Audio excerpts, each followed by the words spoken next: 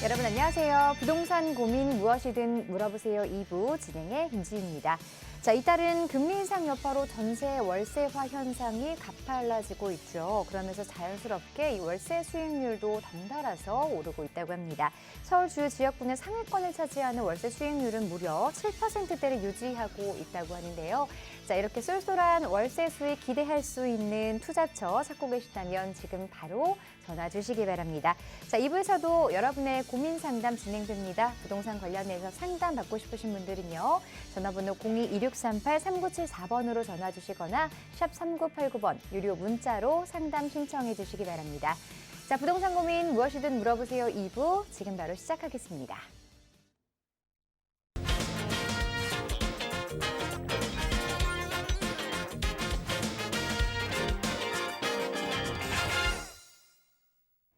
자, 여러분의 부동산 고민 시원하게 해결해 주실 분 모셨습니다. 드림부동산 투자연구소 정창래 대표 자리하셨습니다. 안녕하세요, 대표님. 네, 안녕하십니까. 자, 매주 화요일마다 우리 시청자 여러분들께서 가지고 계신 부동산에 대한 고민 상담 제가 항상 해결을 해드리고 있는데요. 자, 요즘 이제 부동산에 대한 고민이 많으시죠. 내가 가지고 있는 부동산에 대한 전망이라던가 아니면 내가 가지고 있는 부동산에 대한 매도 전략이라던가 이제 매수 전략 아니면 최근에 보면 제가 이제 상담을 해보면요. 최근에 이제 좀 갈아타기를 또 생각하시는 분들이 많이 있습니다. 최근에 이제 대출 규제가 이제 조금씩 좀 완화가 되고 있잖아요. 그래서 갈아타기에 대한 전략 아니면 최근에 이제 역세권 개발이라던가 아니면 이제 모아타운이라던가 아니면 신속 통합 계획이라던가 지금 서울시에서 지금 이제 이 정비 사업지를 지금 계속 확대를 시켜주면서 이런 초기 재개발지에 좀 소액으로 좀 투자를 해서 좀 이제 시세 차익을 이제 좀 보려는 이런 또 이제 수액 투자에 대한 상담도 많이 지금 늘어나고 있거든요. 그래서 이 부동산에 대한 고민 상담 무엇이든지 괜찮습니다. 지금 전화해 주시면 저와 함께 실시간으로 이제 상담과 답변이 가능하니까요. 많은 전화 참여 부탁드리겠습니다. 자, 본격적으로 여러분의 부동산 관련한 고민들 해결해 드릴 텐데요. 고민 많은 요즘 같은 시기에 전문가의 조언 참 중요하겠죠. 상담 받고 싶으신 분들 02-2638-3974번 그리고 유료 문자 샵 3989번으로 사연 보내주시기 바랍니다. 자, 첫 번째 시청자분 전화부터 연결해 보도록 하겠습니다. 안녕하세요. 네, 안녕하세요. 네, 시청자분 어떤 고민 가지고 계세요? 제가 지금 상봉동에 거주 중인데요. 네. 내년 초에 베트남으로 4년, 5년 정도 주재원을 나갈 예정인데 지금 거주하는 집을 전세를 주면 여유자금이 한 5억 정도 생기거든요. 네. 그래서 저희 지금 요즘 모아타운이나 역세권 개발 이런 거에 될 만한 지역에 좀 자금 일부를 좀 투자하고 싶은데 어디에 투자해야 될지 잘 모르겠어가지고요. 네, 전화 잘 주셨습니다. 여유자금 5억 원 정도가 이제 생기면 그걸로 모아타운, 특히나 인근의 면목이나 이쪽으로 좀 살펴보고 계시는 것 같은데요. 자세한 부분 전문가 상담 받아볼게요. 예, 안녕하세요. 반갑습니다, 청자님. 네, 안녕하세요. 예, 주재원으로 나가신다고요? 네. 예. 그 주재원 나가시는 거면은 지금 승진에 좀 유리하십니까? 갔다 오시면? 봐야죠. 네. 자, 지금 어디 지금 면목동 쪽 보고 계신다고요? 네, 그렇습니다. 면목동 쪽. 최근에도 이번에 모아타운 후보지 이제 발표하면서 이제 면목동 일대도 지금 최근에 또 이제 추가로 또 이제 발표가 됐죠, 그렇죠? 예. 네. 지금 이 면목 사이 요 일대가 이제 지금 이제 모아타운 지금 이제 후보지죠, 그렇죠? 네, 계속 얘기가 나오고 여기 현장은 가 보셨어요? 네, 한번 가봤어요. 그럼 이제 물건들도 이제 보신 물건들도 있으시겠네요? 네, 그 신축 빌라를 하나 봤는데요. 신축 빌라. 네. 예, 아무래도 좀 이제 투자 금액이 좀 덜 들어가죠. 예. 네. 얼마예요, 투자 금액이? 투자 금액이 지금 예. 매매가가 그때 3억 8천 정도 했었고요. 매매가 3억 8천에. 예. 네, 전세가 한 2억 4천 정도 들어간다고 해서 투자 그러면은 금액이 한 한 1억 4천 정도 나온다고 1억 4천 하더라고요. 투자네요, 그죠? 네. 1억 4천 투자. 예. 알겠습니다. 예. 자, 우리가 이제 투자라는 거는요, 시청자님. 네. 예. 그러니까 지금 투자를 지금 어차피 지금 4, 5년 동안 지금 묻어놓을 지역을 찾고 계시는 거잖아요, 그렇죠? 네. 네. 자, 근데 우리가 투자라는 거는 이제 상대적으로 보면, 자, 이제 투자라는 거는, 자, 우리가 이제 우리 시청자님 그 마트에 가서 장 보실 때도요, 네. 예, 이게 물건을 이제 사시잖아요, 그죠?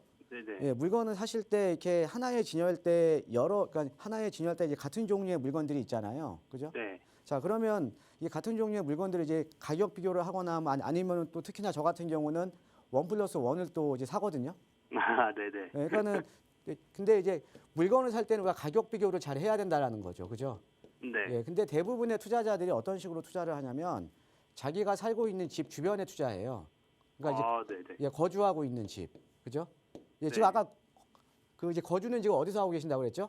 네, 상봉동에 살고 있는데요. 그러니까 지금 상봉동에 살고 계시니까 지금 네. 인근에 이제 면목동 쪽으로 이제 보시는 거죠. 그죠? 네, 아무래도 얘기가 많이 들려가지고 관심이 아무래도 좀 이제 가더라고요. 아는 지역이니까 좀 마음이 편안하시죠. 그죠? 네. 예, 동네 근처니까. 그죠? 네. 자, 근데 투자라는 거는 내가 마음이 편하려고 투자하는 게 아니고요. 네. 시세 차익을 보려고 투자를 하시는 거잖아요.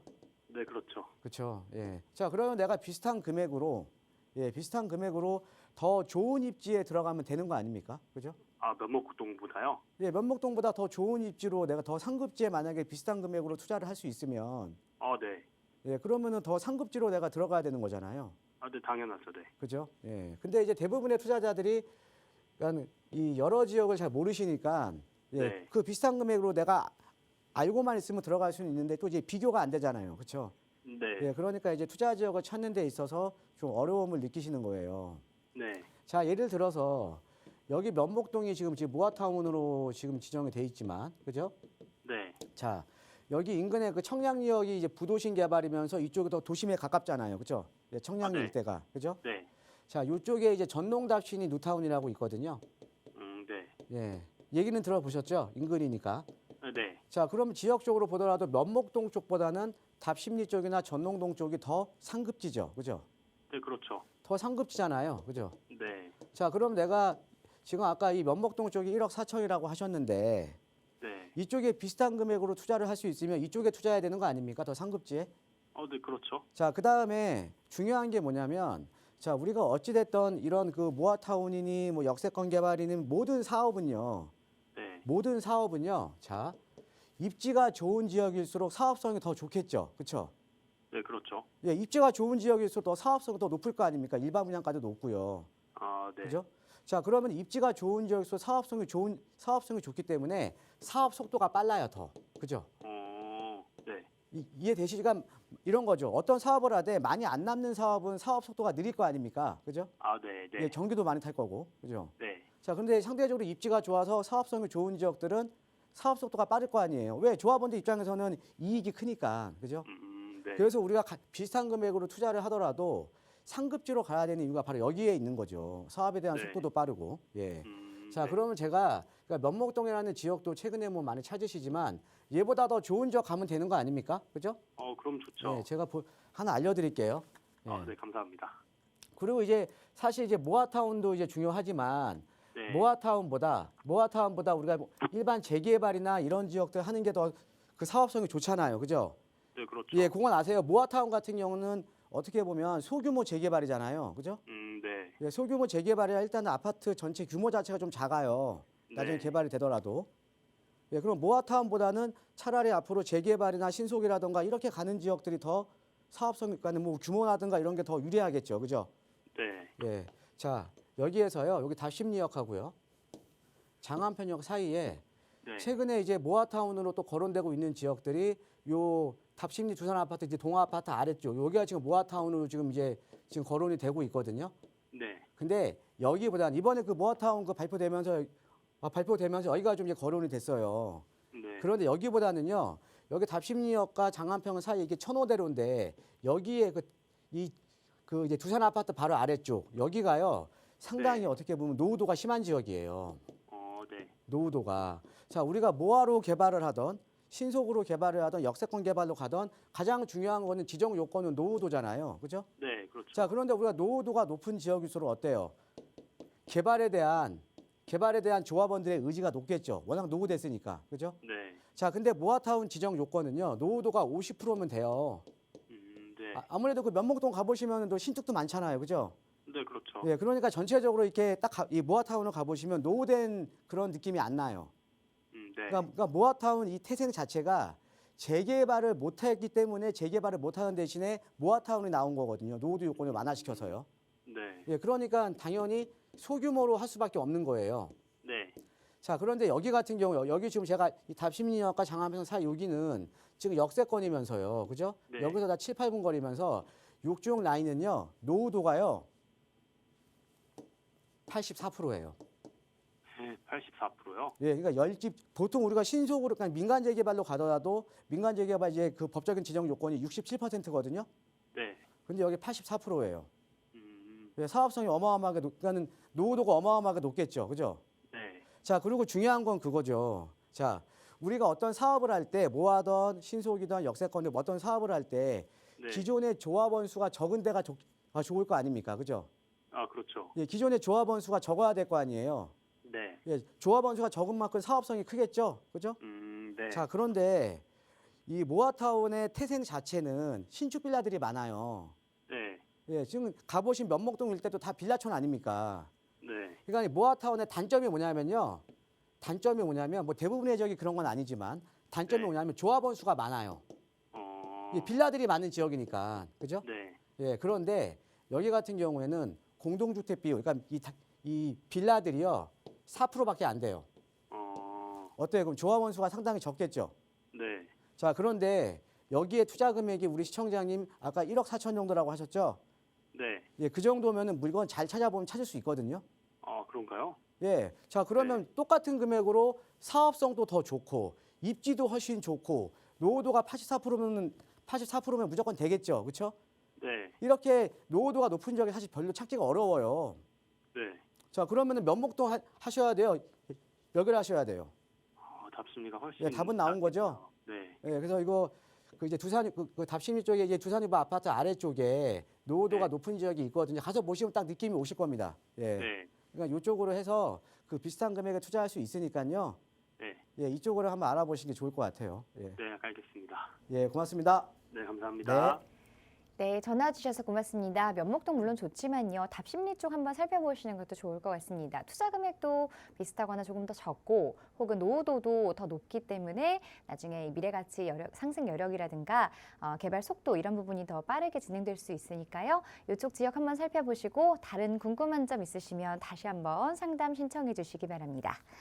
자, 계속해서 다음 시청자분 전화 연결하겠습니다. 안녕하세요. 네, 안녕하세요. 네, 반갑습니다. 자, 네. 시청자분 어떤 고민 해결해 드릴까요?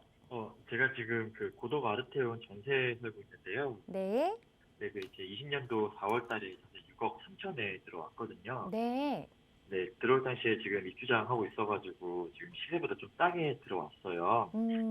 네, 지금 현재 한 7억 5천에서 한 8억 정도 지금 전세가 돼 있거든요. 네, 네, 항상 이게 전세만 살다 보니까 지금 항상 제 집을 좀 사고 싶어가지고 있는데 그 보고 있는 집이 저기 명일 주공 9단지 네, 올 초에 한 15억 정도 하다가 지금 한 12억 정도까지 조금 떨어져서 33평짜리 지금 매수 가능하다고 하거든요. 네.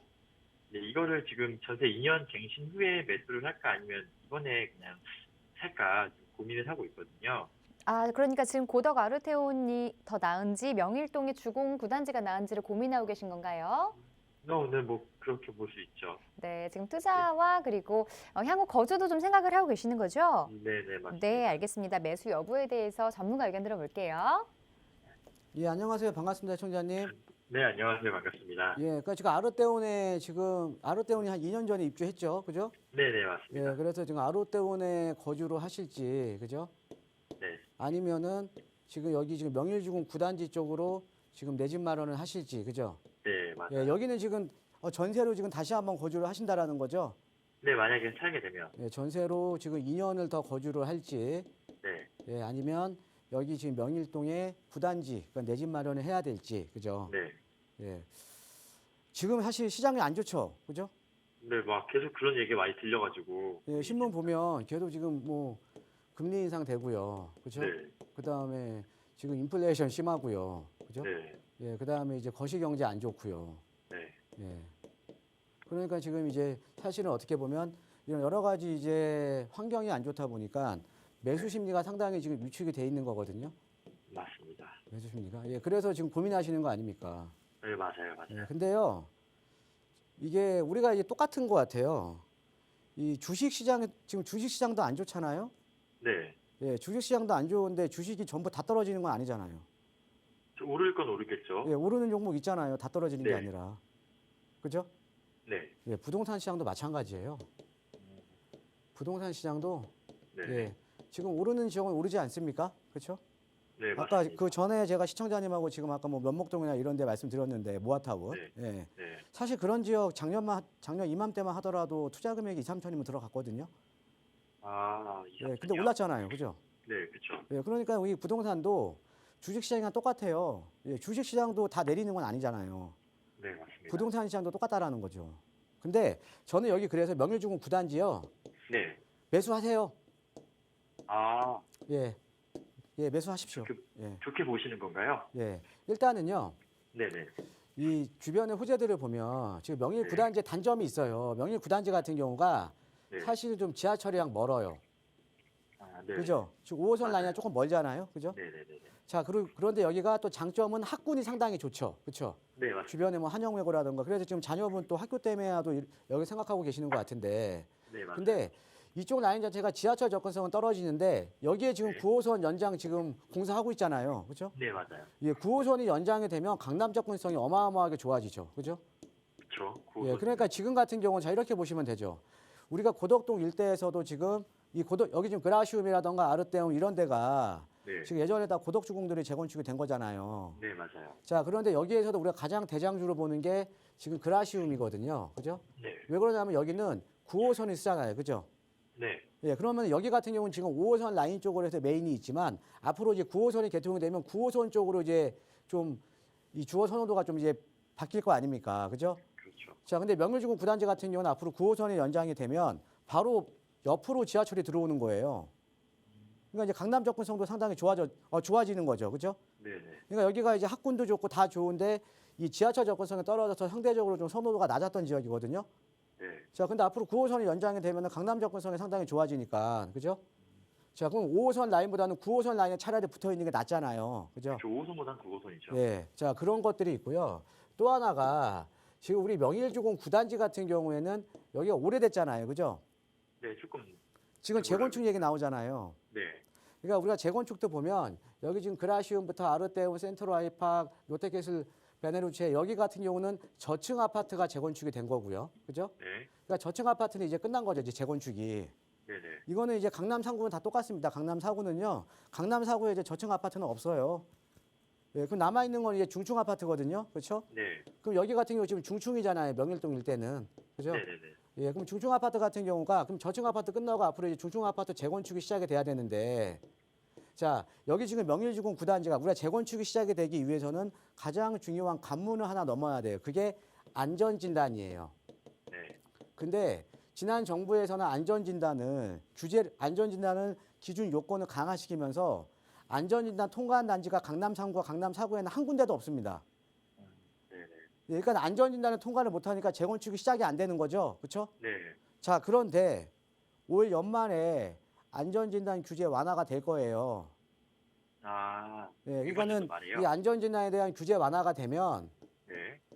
은 이제 안전진단 통과 가능성이 높아진 거죠. 네. 그러니까 명일주공 9단지도 안전진단 탈락한 단지거든요. 네, 네. 자, 근데 중요한 거는 안전진단에서 탈락한 거지 재건축을 못 한다는 건 아니잖아요, 앞으로. 그죠? 그렇죠. 자, 그러면 안전진단 앞으로 통과가 되면 재건축 시작할 거 아닙니까? 그죠? 네, 맞습니다. 자, 그리고 지금 이제 여러 가지 지금 규제 완화들이 이루어지고 있는데 최근에 이제 이 재건축을 가로막는 장벽들이 크게 보면 세 가지예요. 첫 번째, 분양가 상한제, 그죠?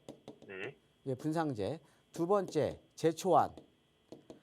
이게 재건축 초과이익 환수제. 그다음에 네. 세 번째, 안전진단이거든요. 네. 자, 이 재초안 최근에 많이 완화됐죠, 그렇죠? 네, 네. 예, 재초안 이 재건축 초과 환수제 최근에 많이 완화됐어요. 그다음에 분상제도 제가 볼 때는 좀 더 완화될 가능성이 상당히 높습니다. 개선은 됐지만 시장 기대치는 좀 낮아요. 근데 완화될 거예요, 분명히 더. 자, 네. 그다음에 안전진단 기준 완화되면 재건축에 대한 어떻게 보면은 장벽들이 다 없어지는 거죠. 그렇죠? 아. 이해되시죠? 네, 이해됐습니다. 자, 우리가 지난 정부가 아닌 지지난 정부에서 우리가 배워야 될 점들이 있어요. 지지난 정부에서 규제가 완화가 되면서 본격적으로 가격이 오르기 시작한 거거든요. 네. 그렇죠? 만약에 그때 매입을 했었으면 차익이 상당히 높았겠죠. 그렇죠? 네, 맞습니다. 예. 자, 그런데 지금 이제 이 규제들이 앞으로 다 완화가 돼 버리잖아요. 네. 그죠? 예, 그러면은 당연히 지금 제가 봤을 때는 이런 여러 가지 그 재건축에 대한 규제 완화에 대한 호재가 있기 때문에 저는 지금 매수를 하셔도 괜찮을 것 같아요. 네, 알겠습니다. 예, 그러니까는 남들이 네, 두려워할 때요. 네. 두려워할 때 내가 투자에 대한 확신이 있으면요. 네, 이런 호재들이 있으니까 어떻게 보면 투자에 대한 확신을 내가 세울 수가 있는 거 아닙니까? 그죠? 그렇죠. 예, 투자에 대한 확신이 있을 때 움직이는 게 차익을 많이 보는 거예요. 이해되시죠? 네, 알겠습니다. 예, 예, 고맙습니다. 네, 감사합니다. 네. 네, 전화 주셔서 고맙습니다. 명일 주공 9단지 매수하셔도 괜찮겠다는 의견 드렸으니까 참고해 보시고요. 자, 최근 집값이 하락하면서 이 실수요자들의 경우에는 내 집 마련에 대한 고민이 참 많으신 것 같습니다. 뭐 이왕이면 몬테크를 하더라도 내가 산 집이 향후 미래 가치까지 기대해 볼 수 있는 곳이라면 이 투자 가치 면에서도 효과적이지 않을까 싶은데요. 자, 그런 투자처 어떤 곳들인지 과연 인기는 있는 건지 정창래 대표와 함께 그 내용에 대해서 살펴보도록 하겠습니다. 자, 이번 주에는 제가 이제 그 역세권 시프트에 대한 것들을 좀 준비를 해봤습니다. 예, 역세권 시프트를 좀 준비를 해봤는데요. 자, 최근에 이제 서울시에서 지금 정비 사업지들을 이제 신규 사업지를 지금 확대를 시켜주고 있잖아요. 그래서 제가 누차 말씀을 드렸지만 크게 보면 세 가지로 갑니다. 예, 신속 통합기획. 예, 이 신속 통합기획도 아마 다음 달이면은 또 2차 후보지들이 또 이제 선정이 되겠죠. 예, 그 다음에 지금 역세권 시프트 오늘 제가 말씀드릴 내용이고요. 역세권 개발. 자, 그 다음에 이제 모아타운, 예, 모아타운 이 세 가지거든요. 이 세 가지, 이 세 가지인데요. 자, 우리가 그래서 이 뭐 신소통합계획으로 만약에 지정이 되면, 그 다음에 역세권 개발로 지정이 되면, 그 다음에 모아타운으로 지정이 되면 시세 차익이 그러니까 상당히 높습니다. 예, 일단은 지정이 되면 개발 기대감 때문에 가격이 많이 오르잖아요, 그죠? 예, 근데 중요한 건 뭐냐면요. 중요한 건 뭐냐면 여기서 이제 가장 어떻게 보면 사업성이 좋고요. 그 다음에 가장 가격이 많이 오를 지역은 역세권 개발입니다. 역세권 개발. 왜? 사업성 면에서는요. 모아타운 신소통합기에 비교가 안 되게 좋아요. 네, 사업성 면에서는. 그 다음에 지자체하고 정부하고 의지를 갖고 지금 추진을 하고 있는 게 역세권 개발입니다. 예, 그래서 오늘은 제가 역세권 개발에 대한 것들을 한번 총 정리를 하는 예, 이런 시간을 한번 제가 말씀을 드릴 텐데 한번 이제 보겠습니다. 자, 역세권 개발에 대해서. 역세권 개발이란 뭔가 예, 한번 볼게요. 자, 지금 역세권 개발 같은 경우는 이 역세권 개발이란 뭐냐면요. 첫 번째로 용도 지역을 상향을 시켜주는 거예요. 자, 우리가 서울에 같은 경우는 용도 지역이 많죠. 예, 우리가 주거 지역도 있고 상업 지역도 있고 중공업 지역도 있고 녹지 지역이 있잖아요. 그래서 용도 지역은 네 가지가 있는데 이 같은 용도 지역이라도 용도 지역이 1종이냐 2종이냐 3종이냐에 따라서 이제 그 용적률이 틀려지죠. 자, 근데 중요한 거는 토지에 대한 가치는요. 그 해당 지역의 용적률에 따라서 이 토지에 대한 가치가 달라지는 겁니다. 그래서 우리가 용적률 150%짜리 1종보다는 2종이 더 좋은 거고요. 또 용적률 200%짜리 2종보다는 3종이 더 좋은 거죠. 250%짜리. 땅값이 더 높죠. 자, 그런데 용도 지역을 이 역세권 개발은 용도 지역을 어떻게 상향을 해주냐면요. 2종 일반 주거 지역을 준주거 지역으로 용도 지역을 상향을 해줘요. 준주거. 어마어마하게 용도 지역이 상향이 되는 거죠. 자, 그러면 기본적으로 용적률 200%짜리가 용적률 400%짜리로, 그러니까 준주거 지역은 용도 지역이 400%니까 이렇게 용도 지역이 상향이 되는데 그런데 이번에 최근에 서울시에서 역세권 개발에 대한 또 완화 대책이 또 나왔습니다. 6월 달에. 나오는데 이 용도 지역을 상향, 원래는 이제 준주거는 이제 용적률이 400%인데 최대 용적률 지역에 따라 700%까지 줍니다. 최대 용적률을. 그러니까 사업성이 어마어마하게 좋아지는 거죠. 그러니까 사업성이 좋다라는 그만큼 시세 차익이 늘어날 수밖에 없는 거죠. 그래서 역세권 개발이라는 거는 용도 지역이 상향이 되면서 사업성이 좋아지는 거다. 그다음에 1차 역세권은 최대 700%, 1차 역세권은 역반경 350m까지입니다. 1차 역세권은. 자, 그다음에 2차 역세권은 역반경 500m까지인데 얘는 2차 역세권은 최대 300%까지. 예, 그래서 우리가 이제 역세권 개발지를 찾더라도 1차 역세권 쪽으로 이제 찾아야겠죠. 자, 그다음에 이렇게 용도 지역을 상향을 한다는 거는 사실은 어마어마한 혜택을 주는 거거든요. 그렇죠? 혜택을 많이 주는 거잖아요. 자, 그러면 혜택을 주는 만큼 공공 기여를 해야 되거든요. 예, 우리가 보통 재개발 지역에서도 도로라든가 공원이라든가 이런 기반 시설을 기부 체납을 하면 기부 체납한 만큼 용적률 인센티브를 받잖아요. 예, 그러니까는 그만큼 이 역세권 개발도 용적률 인센티브를 받은 만큼 공공 기여를 해야 되는데 이 공공 기여가 뭐냐면 늘어나는 용적률의 2분의 1, 반은요. 임대주택으로 조성 원가에 공급을 해줘야 됩니다. 자, 그런데 여기에 임대주택이 고급자가 들어가죠. 고급.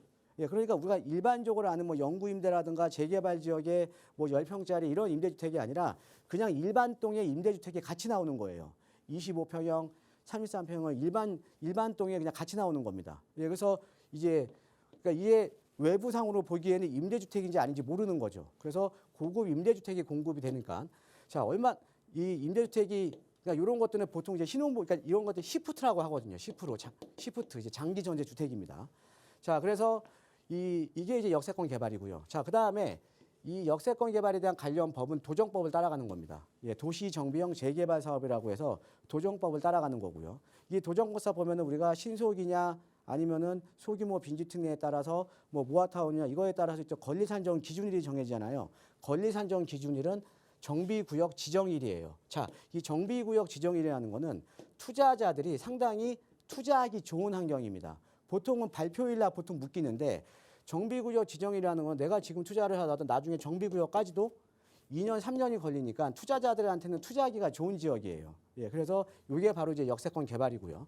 자, 그 다음에 이 역세권 개발에 이 주목을 해야 되는 이유가 앞으로 역세권 개발이 이렇게 활성화될 수밖에 없는 이유가 뭐냐면요. 자, 첫 번째, 도심에 주택 공급할 토지가 없잖아요, 지금. 그렇죠? 예, 우리가 재건축도 보면은 지금 이제 저층 재건축 아까 제가 말씀 다 끝났고 앞으로 중층 재건축이면 나중에 중층 재건축을 하더라도 저층 재건축을 할 때보다 일반인들한테 줄 수 있는 물량이 줄어들 수밖에 없잖아요. 그러니까 점점 도심에서 주택 공급을 할 토지가 없는 겁니다.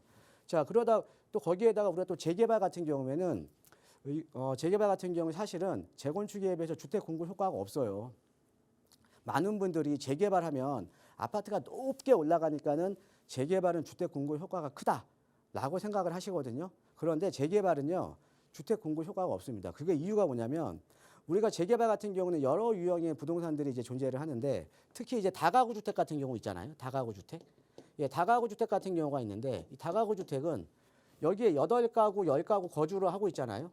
자, 그런데 이 다가구 주택은 소유자 한 명이잖아요. 자, 우리가 재개발이든 재건축이든 소유자 한 명한테만 아파트 주는 겁니다.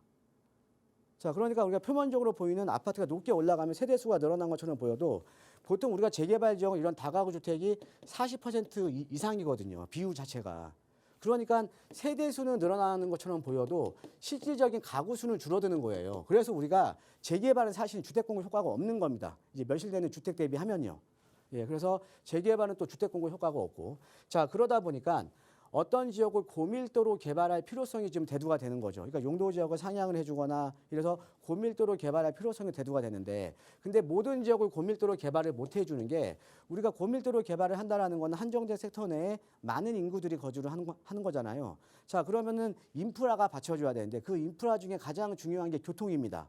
특히 서울 같은 경우는 거주 인구가 많아진다고 하더라도 도로를 못 넓혀주죠. 가장 중요한 게 교통이에요. 자, 그러면 고밀도를 개발을 해도 이 교통량이 늘어나지 않는 지역이 어디냐? 그게 바로 역세권 개발인 겁니다. 그래서 이 역세권 개발이 탄생을 한 거예요. 그래서 앞으로는 이 역세권 개발이 활성화될 수밖에 없다라는 거죠. 그럼 우리가 지역만 잘 찾아 들어가면 시세 차익이 상당히 높겠죠. 예, 그게 바로 역세권 개발이고요.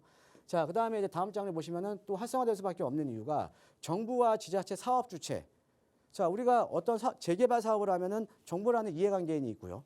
그 다음에 지자체라는 이해관계인이 있고, 그 다음에 사업의 주체인 조합의 이해관계가 있잖아요. 그죠? 그런데 이 정부나 지자체 사업 주체가 서로 다 윈윈을 할 수 있는 게 역세권 개발입니다. 자, 정부 입장에서는 이번에 8.16 대책에 270만 원 공급을 하고 도심에 신규 정비구역을 확대시켜서 이 주택 공급을 많이 하겠다라고 하는데 주택 공급할 수가 없잖아요. 자, 그러니까 당연히 역세권 개발을 활성화시켜줄 수밖에 없는 거고요. 자, 그다음에 지자체 입장에서는 아까 이 역세권 개발이라는 거는 늘어나는 용적률의 2분의 1이 고급 임대주택으로 공급이 되죠. 자, 그러면은 서울에 땅도 없는데 역세권 지역에 선호도가 높은 역세권 지역에 안정적으로 임대주택이 확보가 되겠죠. 그렇죠? 그러니까 당연히 지자체 입장에서도 지금 역세권 개발 사업에 대한 것들을 관련 규정을 계속 완화를 해주고 있는 거죠. 자, 그다음에 사업 주체, 조합이죠. 즉, 거기 토지 등 소유자죠. 토지 등 소유자 입장에서는 용도 지역이 상향이 되니까 사업성이 엄청나게 좋아지잖아요. 그렇죠? 그러니까 이 이해관계인들, 그러니까 정부나 지자체, 조합들이 서로 윈윈할 수밖에 없는 게 바로 역세권 개발입니다. 그래서 역세권 개발이 활성화될 수밖에 없는 거고요. 자, 그다음에 역세권 개발의 한번 장단점을 간단하게 살펴드리면, 자, 용적률이 상향이 되니까 제가 여러 번 강조해 드립니다. 용적률이 상향이 되니까는 기존 정비 사업 중에 사업성이 가장 크죠. 가장 높죠. 그죠? 자, 그다음에 일반 분양이 증가를 하니까 어때요? 일반 분양물이 많아지면 일반 분양 수입이 커지면 조합원의 추가 분담금이 되려 낮겠죠. 그렇죠? 그래서 조합원의 추가 분담금은 상대적으로 아주 낮을 거고요. 자, 그다음에 사업성이 좋으니까 사업 속도 상당히 빠르겠죠. 그렇죠? 많이 남는데 못하러 민기적 거립니까? 그렇죠? 그러니까는 빠른 이제 사업 속도가 기대가 되는 거고. 그다음에 이 역세권 개발이라는 거는 일자리가 많은 지역 근처에 먼저 우선적으로 앞으로 지정이 될 겁니다. 그러면은 일자리가 많은 도심이라든가 부도심이 우선이에요. 즉 입지 자체가 상당히 좋다라는 거죠. 그러니까 아파트로 바뀌게 되면 시세 차익도 상당히 좀 이제 클 거라는 거죠. 예, 그래서 도심이나 이제 부도심 지역에 입지를 하기 때문에 입지 여건이 상당히 좋다. 자, 그다음에 여기 아까 제가 말씀드렸듯이 고급 임대주택이 공급이 되잖아요. 그렇죠? 우리가 보통 재개발 지역 가면 임대동은 따로 해놓잖아요. 임대동은. 그렇죠? 막 울타리 쳐놓고. 그렇죠? 자, 그런데 얘는 아주 바람직한 어떻게 보면은 쇼션이 믹스죠. 예, 임대주택동인지 모르니까, 임대아파트인지 모르니까. 그렇죠? 예, 그리고 또 소액 투자로도 워낙 사업성이 좋은 지역이기 때문에 지분이 작아도요. 작은 지분으로도 안정적으로 그냥 30평대 간다라는 거죠. 워낙 사업성이 좋으니까요. 이게 역세권 개발에 대한 장점입니다. 근데 단점도 있어요. 아무래도 고밀도 개발이 이루어지잖아요. 우리가 보면은 일반적으로 재개발이나 재건축돼서 아파트 단지가 조성이 된 거랑 여러분들 많이 보셨던 주상복합을 보면 아무래도 이 주상복합은 단지 내 도로라든가 이런 게 없다 보니까 단지 내 쾌적성이 떨어지잖아요. 그래서 고밀도 개발이 되면 이런 일반 아파트 단지에 비해서는 단지 내 쾌적성은 좀 떨어집니다. 그리고 또 하나가 또 단점이 있는데, 자, 이렇게 역세권 개발 사업이 사업성도 좋고 장점들이 많은 거예요. 많은데 중요한 거는 지정 요건이 도정법 사업 중에 가장 까다롭습니다. 그러니까 이런 지역을 찾는 게 가장 힘든 거예요. 그러니까 사업성은 가장 좋고 조합원 입장에서도 많이 남는 사업이에요. 그런데 지정 요건 자체가 상당히 까다롭습니다. 그 지정 요건을 한번 보면요. 자, 노후 불량 건축물 비율 노후도 60% 이상이 돼야 돼요. 그런데 우리가 보통 여러분들 잘 아시다시피 민간 재개발로 갈 때 67%거든요. 노후도가. 민간 재개발보다는 노후도가 완화된 거잖아요. 자, 그런데 입지 대비해서는 상당히 강화된 겁니다. 왜? 우리가 일반적으로 이 역세권 개발은 역반경 350m 이내에 되다 보니까 역과의 접근성이 좋잖아요. 그러니까 이런 지역들은 수십 년간에 걸쳐서 신축들이 많이 이루어진다라는 거죠. 그러니까 입지 대비 사실 노후도는요, 상당히 까다로운 겁니다. 입지 대비 노후도는. 예, 그러니까 이 노후도 요건 자체가 상당히 까다롭고요. 자, 그 다음에 이제 선택 요건에 보면 가소 필지 비율 이 150제곱미터 이하가 40% 이상이라는 건 또 어떤 거냐면요. 45평 되는 필지들이 40% 이상 돼야 돼요. 그러니까 아주 조그만 필지들이 많은 지역이 역세권 개발이 되는 거죠. 근데 보통 역세권 개발이라고 하면은 보통 이제 유동인구가 많기 때문에 이런 필지들이 자연스럽게 그동안 하필이 되면서 큰 필지들이 많거든요. 그러니까 이런 지역들을 찾기가 힘든 겁니다. 자, 그 다음에 선택 요건 중에 점일 이용 2층 이하 건축물 비율이 무려 50% 이상 돼야 돼요. 자, 여러분들 잘 아시다시피 역세권 지역에 2층 이하짜리 건축물이 많습니까? 아니면은 이렇게 다 5층, 10층짜리 이런 건축물이 많습니까? 역세권이다 보니까 유동인구가 많기 때문에 당연히 다 고밀도로 다 지금 이용을 하고 있거든요. 그러니까 뭐냐면 이 역세권 사업 같은 경우는 상당히 어떻게 보면 사업성도 좋고 되기만 하면 조합원 입장에서는 너무 좋은 사업이에요. 그런데 이렇게 지정 요건이 까다롭다라는 거죠. 그리고 원칙들이 있습니다. 주거지역이 원칙이에요, 또. 근데 이 주거지역도 전용 주거지역 안 되고요. 일종 주거지역 안 되고요. 구릉지 연접부, 그러니까 뭐 산 밑자락이나 구릉지 연접부도 안 되고요. 그 다음에 자연환경에 대한 보호 및 성곽 주변, 문화재, 역사 이런 데는 또 안 돼요. 그러니까 주거지역만 되는데 주거지역에서 이런 지역은 또 다 빼야 돼요. 그러니까 될 만한 지역이 별로 없는 거죠. 자, 그래서 이 역세권 개발에 대한 지정 요건 간단하게 말씀드리면 1차 역세권 옆반경 350m 구역 내로 들어와야 됩니다. 모든 지역이. 자, 그 다음에 역세권 개발은 도시정비형 재개발 도정법이기 때문에 노후도가 상당히 높아야 되고 아까 제가 설명드렸듯이 현황상 저밀도로 이용되고 있어야 되고 45평 이하 가소필지가 많아야 됩니다. 자, 그 다음에 주거가 중심인 지역이어야 되고 여기는 전용이라든가 일종 주거 아파트, 공장, 상업실 안 돼요. 이런 지역 안 됩니다. 자, 상당히 까다롭죠. 자, 근데 우리가 찾을 수가 있다 그러면 시세 차익을 아주 상당히 많이 볼 수가 있겠죠. 그렇죠? 자, 그래서 역세권 개발 투자는 어디에 해야 되냐? 이것만 생각하시면 됩니다. 1차 역세권이고요. 350m 이내. 그다음에 노후도가 60% 이상 돼야 되고 주거가 중심이어야 되고 그다음에 저밀로 이용되고 현황상 저밀로 이용되고 있어야 되는 이런 지역만 찾으면 된다라는 거죠. 이런 지역은 별로 없어요. 별로 없기 때문에 이런 지역만 찾을 수 있다면 역세권 개발이 가능하다라는 거죠. 예. 자, 그래서 이 역세권 개발 투자 전략을 보면 도심과 부도심 내 노후도 높은 주거 지역을 찾아야 되는 거고요. 그다음에 1차 역세권 역방면 350m 이내 꼭 확인해야 되고 그다음에 과거에 역세권 시프트 얘기가 나왔던 지역들이 있습니다. 이런 지역이 노후도가 지금도 맞는가 이거를 확인해서 들어가시면 된다라는 거죠. 자, 그다음에 2층 이하 건축물 비율이라든가 가소필지 비율도 꼭 데이터를 놓고 한번 살펴봐야 된다는 거죠. 그래서 이런 지역만 찾을 수 있다 그러면 상당히 어떻게 보면 작은 소액 투자 해놓고 나중에 아파트 한 채 그냥 받을 수가 있는 거죠. 왜? 사업성이 좋기 때문에 30평대 이상은 무상으로 그냥 배정받을 수도 있다라는 얘기죠. 예, 이게 바로 역세권 개발입니다. 자, 이게 부동산이라는 게 그래요. 제가 이제 부동산을 이제 상담을 저도 많이 해보고 저도 경험도 많이 해보다 보면은 제가 오늘 이제 뭐 이제 강의를 준비를 해봤는데요. 이 부동산 공부만 하시는 분들이 있어요. 주구장창 공부만 하십니다. 예. 근데 공부를 해서 부동산 잘하는 거 아니에요. 어떤 분들이 부동산을 잘하냐면요. 정말 이런 지역을 찾아서 임장을 하시는 분들이 정말 잘하시는 거예요. 내가 현장 경험이 많아야 되는 거죠. 현장 경험이. 그래서 그런 분들이 진짜 현장에 가서 이렇게 맞는 지역이 있어서 투자를 해놓으면 될 수밖에 없는 거잖아요. 이런 지역이 많지 않기 때문에. 그렇죠?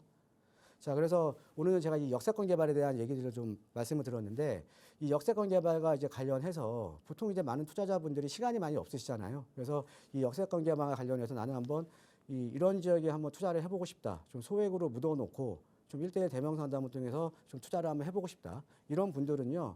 예, 지금 상담 신청하십시오. 예, 제가 이 역세권 개발에 대한 소액 투자 전략에 대해서 제가 뭐 지역은 어떤 지역, 상당히 또 입지도 상당히 이제 좋은 지역이죠. 왜? 도심이나 부도심이니까요. 그렇죠? 예, 그런 지역에 제가 소액 투자에 대한 그 상담을 제가 해드리니까요. 예, 관심 있으신 분들은요. 예, 전화번호 좀 나가고 있죠. 예, 일로 많은 전화 참여 부탁드리겠습니다. 네, 성공할 수 있는 역세권 투자 개발에 대해서 설명을 드렸는데요. 자, 역세권 투자뿐만이 아니라 요즘 이 소액 투자 그리고 개발, 재개발 이런 부분에 대해서 좀 관심 있으신 분들이 많이 늘어난 것 같습니다. 자, 조금 더 자세한 투자 전략 세우고 계신 분들을 위해서 또 이 세미나 자리 그리고 1:1 대면 상담 자리 마련하고 계시다고 하는데 일정 좀 안내 부탁드릴게요. 예, 오늘 그 역세권 개발과 관련된 제가 내용을 좀 말씀을 드렸는데요. 이번 주에 1:1 대명 상담에 대한 주제는요. 예, 역세권 개발의 소액으로 이제 입성하기입니다.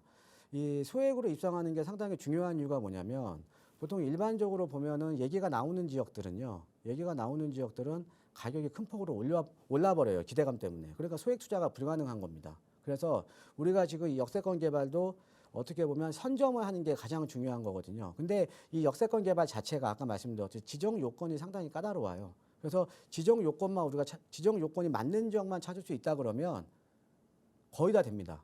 예, 저는 확신을 하거든요. 그러니까 그런 지역이 근데 많지가 않다라는 거죠. 자, 그래서 이번 주에는 제가 1:1 대면 상담을 통해서 역세권 개발에 대한 소액 투자 전략에 대해서 제가 좀 상담을 해 드릴 테니까요.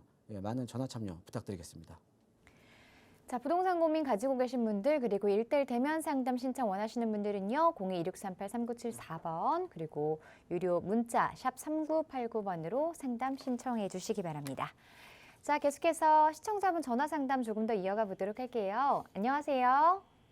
네, 안녕하세요. 네, 반갑습니다. 네, 반갑습니다. 네, 어떤 고민 가지고 계실까요? 그러니까 남편 직장 때문에 그 서울 살다가 한 5년 전에 부산으로 내려왔거든요. 네. 그래갖고 서울 집을 이제 매도하고 내려왔는데 그 후로 이제 가격이 너무 많이 올랐더라고요. 네. 그래서 이제 3년 뒤에는 다시 이제 서울로 올라갈 예정인데 네. 지금 요즘에 가격이 조금 빠진 것 같아갖고 네. 요즘 이제 다시 이제 전세를 끼고 그리고 다시 사면 어떨까 싶어갖고 어느 지역이 괜찮을까 싶어서 전화드렸습니다. 네, 전화 잘 주셨어요. 향후에 거주도 생각을 하고 계시는 거죠? 예, 한 3년 뒤에 올라가면은 이제 거주할 계획이거든요. 네, 그러시군요. 자, 서울 일대 아파트 매수 어떤 곳을 해야 좋은지 그리고 매수 타이밍 이런 부분 궁금하실 텐데요. 전문가 의견 들어보겠습니다. 네, 안녕하십니까? 예, 안녕하세요. 반갑습니다, 청자님. 예, 반갑습니다. 아유, 5년 전이면은 또 가장 바닥에 또 집을 파셨네요. 네. 예, 그때 왜 파셨어요? 그냥 팔지 마시지. 그냥 보통 이렇게 지방으로 가시는 분들은 서울쯤은 그냥 놔두고 보통 가시는데. 근데 이제 지방에 와서 그냥 계속 있을 줄 알고 그래갖고 이제 살고 내려왔는데 예. 다시 이제 몇 년 뒤에 올라가게 돼갖고 아이고. 예. 자, 지금 여유 자금은 얼마 정도 되시죠? 5억 정도요. 요즘 그러니까 5억 정도로 지금 아파트 지금 생각하고 계시는 거죠? 예, 전세 아파트. 끼고 이제 예. 저기 구입해놨다가 나중에 이제 저희가 올라가면은 전세 이제 빼주고 저희가 이제 거주할 계획이거든요. 혹시 그 보고 계신 뭐 원하시는 지역이나 뭐 이런 지역은 따로 없으세요? 남편 직장이 논현동 쪽이라 예. 강남이나 뭐 강남이나 그 7호선 지하철 그쪽 라인. 7호선 라인 쪽. 예. 네. 또 보고 계신 지역은 또 너무 좋네요. 예, 그죠? 그죠? 예. 강남권은 사실은 좀 어렵고요. 네. 예, 강남권은 안 되시는 거 아시죠? 아우 그럼요. 그러니까 강남 인접부를 좀 봐야겠죠. 그렇죠? 네. 강남 인접부면서 아까 7호선 쪽, 그렇죠? 네. 7호선 라인 쪽. 어디 보자. 한 두 군데만 제가 설명드릴게요. 네. 예, 한 군데가요.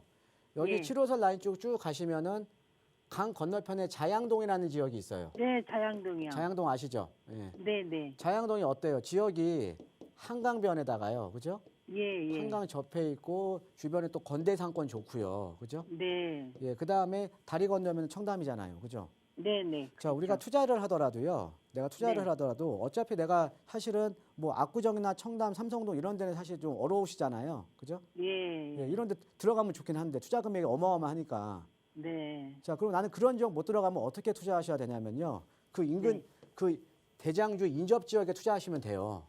네. 그러면 얘가 언젠가는 얘네 가격 따라갈 거 아닙니까? 어차피 따라가서. 그죠? 예, 네, 예. 그렇죠. 자, 그럼 예. 얘는 입지가 상당히 좋죠. 그 대장주가는 압구정, 청담, 삼성이면 대한민국의 대장주인데요. 그죠? 네. 서울의 대장주가 아니라 대한민국의 대장주죠. 그죠? 대한민국에 예. 대한민국의 대장주 바로 건너편에 자양동이 있거든요. 여기서 네. 보시면 자양 우성 1차라고 있어요. 네. 우성 1차라고 있는데 얘가 호재가 뭐냐? 최근에도 지금 전체적으로 가격이 많이 떨어졌는데 얘는 가격이 안 떨어졌어요. 네. 예, 그만큼 가격적인 방어가 잘 되고 있는 거거든요. 예. 네, 네. 얘는 입지도 좋고 일단 얘의 장점이 뭐냐면 리모델링 호재가 있습니다. 지금 리모델링 추진 중이거든요. 네. 예, 리모델링 호재가 있고요. 예. 자, 그다음에 여기 같은 경우가 지금 23평형짜리가 지금 아마 네. 8억 중반대 정도면 매수가 가능할 거예요. 아. 그런데 여기가 전세가 한 4억 중반대 들어가거든요. 네. 예, 그러면 4억이면 투자 가능한 겁니다. 예, 예. 그러니까 예. 입지가 그렇죠. 상당히 좋죠. 네. 자양동이면. 그죠? 네. 지금 우리 남편분이 아까 논현동이시라면 7호선 라인 쪽에서 논현동 가시기도 상당히 좋고요. 그죠? 네, 네. 예, 그다음에 하나 더 말씀드리면 네. 노량진 쪽 아세요? 예, 노량진 알아요. 예, 노량진 쪽 가서 노량진 쪽이 이제 노량진 뉴타운이 여기에 이렇게 있고요. 노량진 네. 뉴타운이 있고 여기에 보면 이 장승배기역이랑 상도 그러니까 장승배기역 근처에 신동아 네. 아파트라고 있어요. 예, 예, 예. 예, 신동아 지나가다 아파트가 봤어요. 있거든요. 네. 예, 네. 신동아 아파트도요. 자, 여기 네. 노량진 입지는 지금 여의도가 바로 붙어 있고요. 그죠? 네. 그다음에 강남 접근성도 이 7호선 라인 통해서 상당히 좋고요. 그죠? 예, 예. 예. 여기 신동아 아파트도 최근에 리모델링 지금 동의서 진구하고 있어요. 네. 여기는 이제 재건축을 얻었고 이제 리모델링으로 가는 사업지거든요. 네. 자, 그다음에 여기 호재는 여기 리모델링 호재가 있고 지금 노량진 뉴타운이 본격적으로 지금 개발이 시작이 되고 있잖아요. 그죠? 네, 예. 그러니까 예. 주변에 노량진동이 상당히 이 노량진 뉴타운이 있는데 노량진에서 상당히 노후된 지역인데 여기가 네. 이제 지금 인근의 흑석이나 신길처럼 이제 아파트촌으로 이제 앞으로 변모가 된다라는 거죠. 네. 그럼 어때요? 주변의 환경이 좋아지는 거잖아요. 그죠? 네, 그런 네. 그러니까 우리가 자, 어떤 지역에 투자를 하셔야 되냐면 아까 제가 대장주 옆에도 중요하고요. 그다음에 주변에 수요층들이 상향 필터링 되는 지역으로 투자를 하셔야 돼요. 네. 그러니까 주변의 수요층이 상향 필터링이 된다는 건 뭐냐면 자, 재개발 재건축이 이루어지면 그 해당 지역의 수요자들이 필터링이 되잖아요. 예, 예. 아무래도 네. 재개발 그렇죠. 지역에 이렇게 거주하시는 분 임차인들도 많고 재건축도 마찬가지고요. 근데 네. 여기가 재건축 재개발이 되면 어때요? 아파트가가 높다 보니까 수요자들이 바뀌는 거죠. 그렇죠? 네. 그래서 예, 수요자들이 상향 필터링이 된다라는 거는 여기에 인문 환경도 같이 바뀌는 거예요. 네. 그런데 노량진 뉴타운이 지금 본격적으로 개발 시작했잖아요. 그죠? 네. 그러니까 주변 예. 환경이 앞으로 상당히 좋아진다라는 거죠. 좋아지죠. 예. 그다음에 여의도라든가 강남 접근성 입지도 좋고요. 가깝고. 예, 얘도 아마 25평형대 같은 경우는 8억 초반대면 매수가 가능하거든요. 아. 그러면 둘 다 아마 4억 언저리에 매수가 가능할 거예요. 전세 끼고요. 네. 네, 그럼 좀 부담이 없으시겠죠? 그렇죠. 예, 그리고 네. 최근에 지금 봐도라도 여기는 가격이 안 떨어졌습니다. 안 떨어졌어요? 예, 그만큼 가격적인 방어가 그러니까 선호도가 높은 지역이에요. 아, 그렇구나. 제가 말씀드렸잖아요. 네. 예, 모든 부동산 시장이 다 떨어진 거 아니라고요. 네. 예, 그러니까 이쪽으로 한번 알아보시면 좋을 것 같아요. 네. 네, 고맙습니다. 감사합니다. 네. 네, 말씀드린 지역들 위주로 살펴보시고요. 매수하시기 전에 다시 한번 상담 받아보시는 것도 좋을 것 같네요. 자, 계속해서 전화 한 통 더 받아보겠습니다. 안녕하세요. 네, 안녕하세요. 네, 어떤 고민 갖고 계세요? 제가 주택임대 사업자가 있었는데, 네. 네, 얼마 전에 말소가 돼서, 네, 어떻게 해야 될지 전문가님하고 좀 상담 좀 받으려고요. 네. 지금 주택임대사업자는 이제 말소가 되었고 네네. 다주택자이신 것 같아요. 네, 맞습니다. 네, 알겠습니다. 자세한 부분 상담 바로 받아볼게요. 네네. 예, 안녕하세요. 반갑습니다, 청자님. 안녕하세요, 대표님. 반갑습니다. 자, 지금 네네. 주택임대 사업자신데 어떤 거를 한번 여쭤보시려고요? 네, 제가 이제 잠실에도 아파트 지금 한 채 가지고 있는데 거기에서는 살고 있고요. 네, 잠시 아파트는 거주. 예, 네네. 그 다음에 원효로 일가하고 예. 다양 사동에 이제 다세대 주택을 2개 가지고 있어요. 아유, 이거 여기를 언제 들어가셨어요? 여기 들어간 게요. 네. 2018년도인가 그렇습니다. 그럼 여기 투자 금액이 1억도 안 들어가셨겠네요? 네네. 그때 전문가님 아니, 투자를 TV 되게 보고, 잘 해놓으셨네요. 아니 굉장히 저도 고민하고 많이 네. 공부하고 또 대표님들 방송도 네. 많이 보고 그래가지고요. 굉장히 고심해서 이제 투자를 했던 지역이라서 애착도 가고 예.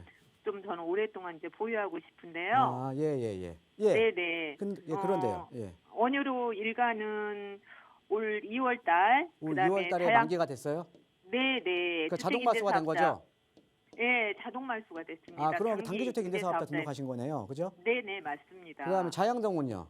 자양동은 한 달 후쯤에 산 3월에. 거라서 네, 2개 다 자, 이제 자동 말소가 그럼 됐거든요. 지금 차익이 지금 상당히 지금 많이 났겠네요. 그죠? 네네, 둘 다 많이 났는데 예. 지역이 제가 아파트보다 볼 더 났겠는데요?